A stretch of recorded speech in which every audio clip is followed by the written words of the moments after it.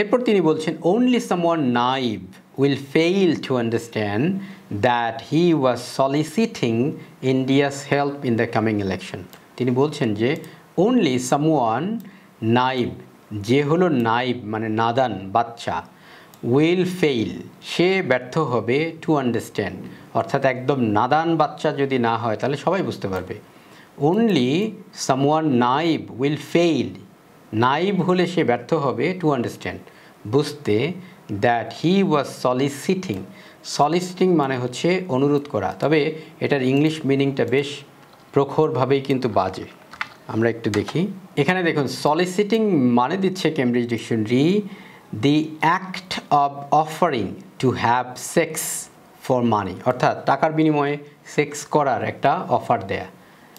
তো এখানে যদিও ওই অর্থে এখানে বসছে তা নয়, এখানে অনুরোধ অর্থে বসছে, বাট এই শব্দটা বেশ মানে তির্যকভাবেই আক্রমণাত্মকভাবেই কিন্তু এটা ব্যবহার করা হয়। সুতরাং এখানে বলছে দ্যাট হি ওয়াজ সলিসিটিং মানে তিনি অনুরোধ জানাচ্ছেন ইন্ডিয়াস হেল্প, ইন্ডিয়ার সাহায্য ইন দ্য কামিং ইলেকশন, অর্থাৎ তিনি এখানে বলতে যাচ্ছেন যেটা স্পষ্ট যে তিনি সামনের যে ইলেকশন সেই ইলেকশনে ইন্ডিয়ার যাতে একটা হস্তক্ষেপ থাকে বা ইন্ডিয়ার যাতে একটা হেল্প থাকে সেটারই তিনি একটা আহ্বান জানাচ্ছেন বা তিনি একটা পরামর্শ দিচ্ছেন বা অনুরোধ জানাচ্ছেন। পরামর্শ না, ঠিক সলিসিটিং মানে হচ্ছে অনুরোধ জানানো। আর ইংলিশ মিনিংটা আপনারা দেখলেন যে খুব বাজেভাবেই ইংলিশ মিনিংটা হয়।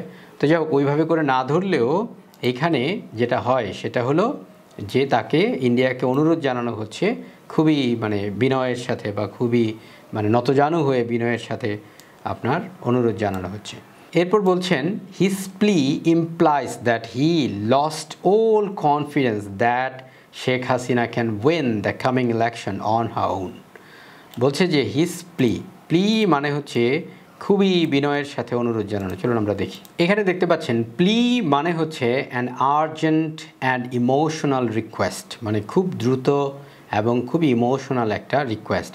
হি made a plea for help ও মার্সি, তার মানে সে একটা অনুরোধ জানিয়েছিল সাহায্যের জন্য অথবা মার্সির জন্য। তাহলে হিজ প্লি ইমপ্লাইজ মানে অন্তর্নিহিত মানে, আর প্লি মানে আমরা যেটা দেখলাম খুবই ভীষণভাবে রিকোয়েস্ট করা, মানে খুবই অনুনয় বিনয় করা।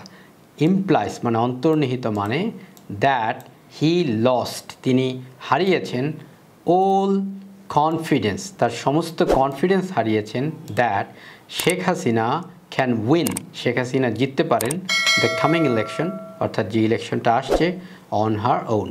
Does he understand the implication of his statement, does he understand তিনি কি বোঝেন the implication of his statement অর্থাৎ তার এই স্টেটমেন্টের ইমপ্লিকেশন কি। ইমপ্লিকেশন মানে প্রত্যক্ষভাবে না বলে পরোক্ষভাবে বলা, তার মানে ঘুরিয়ে পেঁচিয়ে বলা। চলুন আমরা এটার অর্থটা দেখি। তাহলে ইমপ্লিকেশনের মানে এখানে বলছে an occasion when you seem to suggest something without saying it directly, মানে বলছে একটা occasion এমন একটা দিনক্ষণ বা এমন একটা ঘটনা when যখন you seem to suggest যেটা আপনার মনে হচ্ছে মানে সাজেস্ট করা মনে হচ্ছে বা আপনি এটা বলতে চাচ্ছেন something suggest something, তাহলে you seem আপনাকে আপনার মনে হচ্ছে বা আপনাকে মনে হচ্ছে to suggest something আপনি কিছু বলতে চাচ্ছেন উইদাউট সেইং ইট ডিরেক্টলি মানে ডিরেক্টলি কোনো কিছু না বলে আপনি ইনডিরেক্টলি বলতে যাচ্ছেন। তাহলে এটার অর্থ কী হলো, does he understand the implication of his statement, তার স্টেটমেন্টের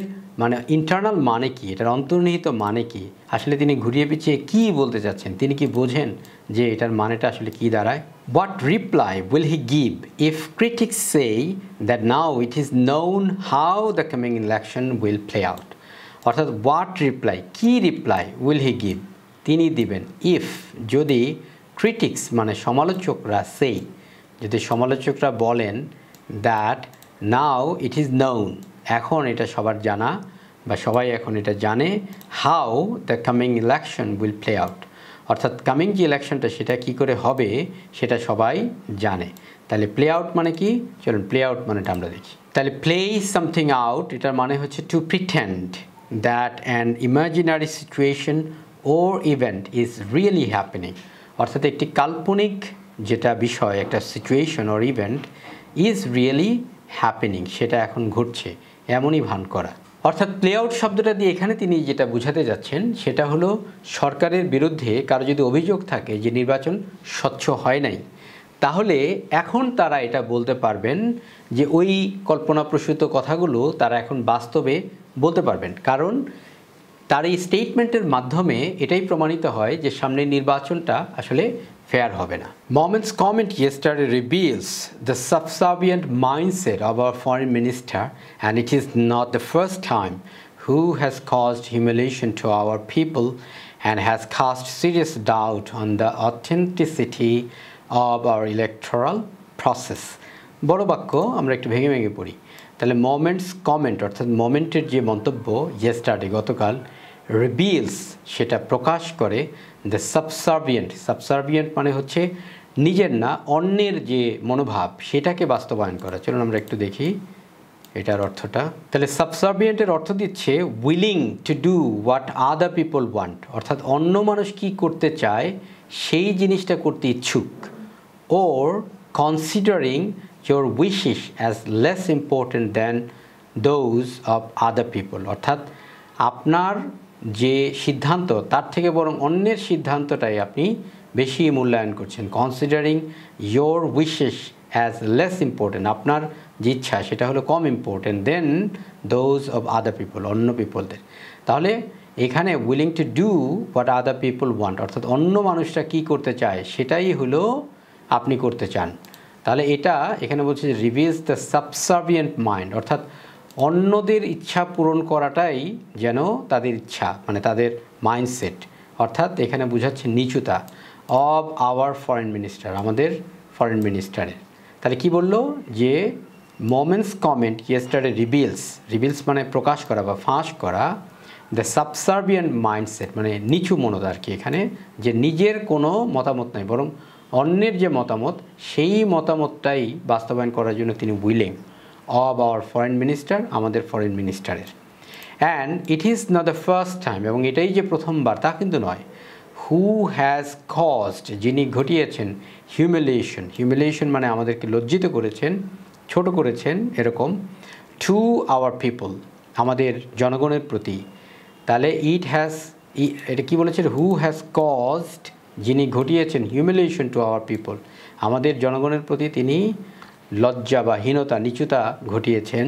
and has cast serious doubt, এবং তিনি ঘটিয়েছেন সিরিয়াস ডাউট মানে খুবই ডাউট, ভীষণ doubt on the authenticity of our electoral process, অর্থাৎ আমাদের ইলেকশন কমিশন যে সুষ্ঠুভাবে চলে না বা আমাদের নির্বাচনগুলো যে সুন্দরভাবে হয় না বা তার যে অথেন্টিসিটি নাই, সেই জিনিসটার উপরে একটা সিরিয়াস একটা ডাউট তিনি কাস্ট করেছেন। মানে তার এই বক্তব্যের মাধ্যমে একটা সিরিয়াস আমরা ডাউটের গন্ধ পাই যে আমাদের এই যে ইলেকশন কমিশন বা ইলেকটোরাল যে প্রসেস, নির্বাচনী যে পদ্ধতি, এই পদ্ধতিটা ঠিকভাবে ফাংশন করে না। Most devastatingly he brought into question as to who brings our government to power, our people or a foreign power. তো এখানে বলছে মোস্ট ডিভাস্টেটিংলি, সবচেয়ে বাজেভাবে, সবচেয়ে খারাপভাবে। চলুন এই অর্থটা আমরা দেখি। তাহলে ডিভাস্টেটিংলি এটা বলছে যে in a way that causes a lot of damage or destruction, অর্থাৎ এমন একটা ভাবে যেটা অনেক ড্যামেজ ঘটায়, অনেক ডিস্ট্রাকশন ঘটায়, অনেক ধ্বংস ঘটায় অথবা অনেক ড্যামেজ ঘটায়। ড্যামেজ মানেও ধ্বংস, অনেক ধ্বংস ঘটায় এরকম একটা পথ। তাহলে মোস্ট ডিভাস্টেটিংলি মানে খুবই ধ্বংসাত্মকভাবে হি ব্রট ইনটু আ কোয়েশ্চেন, তাহলে তিনি একটা প্রশ্নকে উত্থাপন করেছেন বা প্রশ্ন নিয়ে আসছেন, as to who brings our governments to power, অর্থাৎ আমাদের যে সরকারগুলো সেই সরকারগুলোকে কারা ক্ষমতায় আনে, আওয়ার পিপল আমাদের জনগণ, ওর আ ফরেন পাওয়ার অথবা একটা বিদেশি শক্তি। এখানে শুধুমাত্র বর্তমান সরকারের কথা বলা হচ্ছে তা কিন্তু না, মানে গভর্নমেন্টসের কথা বলা হচ্ছে, মানে আগে পরে যে সরকারগুলো ক্ষমতা এসছে তাদের কথাও এখানে আসছে যে আমাদের যে সরকারগুলো আসে এগুলো কি আসলে আমাদের জনগণের ভোটে আপনার নির্বাচিত হয় নাকি কোনো ফরেন পাওয়ারের অনুকম্পায় তারা নির্বাচিত হয়। যদি আমাদের জনগণের ভোটে নির্বাচিত না হয় তাহলে তো এটা সংবিধানে যে কথাগুলো আছে তার সাথে একটা ছলনা করা হচ্ছে। আর ফরেন পাওয়ার তারা কেন আমাদের দেশের সরকারকে আনবে? সুতরাং একটা গুরুত্বপূর্ণ প্রশ্ন তার এই বক্তব্যের মাধ্যমে চলে এসেছে। মাহফুজ আনাম এখানে যে প্রশ্নটা রেখে শেষ করলেন সেটা হলো যে আমাদের জনগণের প্রত্যক্ষ ভোটে আমাদের সরকারগুলো কি নির্বাচিত হয়, নাকি বাইরের কোনো পাওয়ারে আমাদের এখানে সরকারগুলো গঠিত হয়? এই প্রশ্নটা রেখেই তিনি শেষ করলেন। তো যাই হোক, আমি আশা করি আমার এই পড়াটা আপনাদের ভালো লেগেছে। আর যদি ভালো লাগে তাহলে একটি লাইক দিন। চ্যানেলটিকে সাবস্ক্রাইব না করা থাকলে কাইন্ডলি চ্যানেলটিকে সাবস্ক্রাইব করুন। পরিশেষে দেশকে ভালোবাসুন, বিশ্ব মানবতার কল্যাণে অবদান রাখুন। পরবর্তী ভিডিও দেখার আমন্ত্রণ রইল। ভালো থাকুন।